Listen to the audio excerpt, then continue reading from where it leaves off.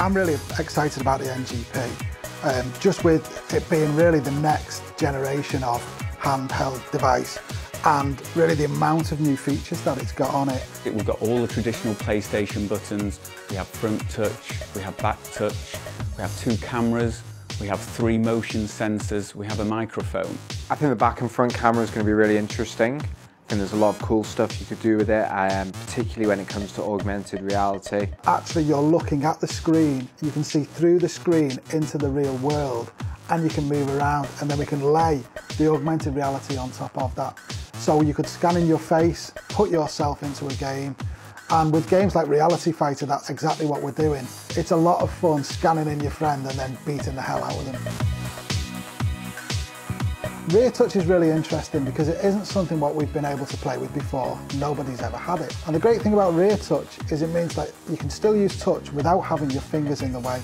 The rear touch does catch the eye because it's new and innovative, but we can't forget the twin sticks for the first time on a portable device. You finally feel like you actually got these miniaturized sticks that really work in your hands, and you can play all the first-person shooter games, all the gallery shooter games exactly as they were meant to be played.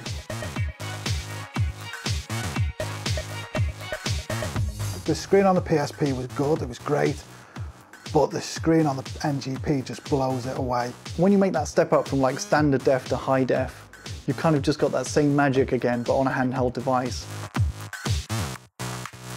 We look at the connectivity of the device. I think that will help broaden the audience, make it a very relevant device for people. And when you layer on top of that some of the bespoke applications, such as Live Area, it really will make it a uniquely connected device for a large array of all gamers. I think Live Area is going to be really cool. It's a place you can go before you boot the game, and you'll be able to see what's been going on, how your friends have been scoring, if you're doing well, what's going on with the game. And you'll see posts about the games, maybe what your friends have done in the game. So it really keeps you updated about everything in the game, and it's going to be standard across all titles.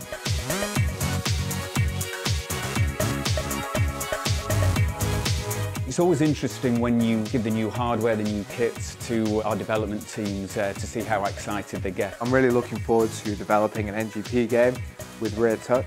I think just using that solely, you could do some really cool stuff. I work on Little Big Planet, and having extra features is fantastic because it means then that we can make tools so people can then create games using those new features, be it rear touch, front touch, tilt, the online sides of the game.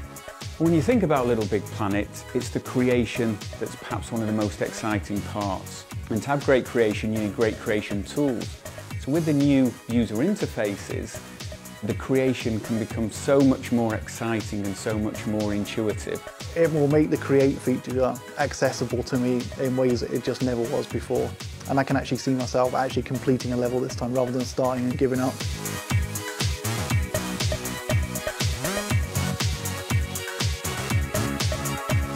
Some of the tech demos I've seen so far lead me to believe that there's a lot of promise there, and there's going to be a lot of great games coming.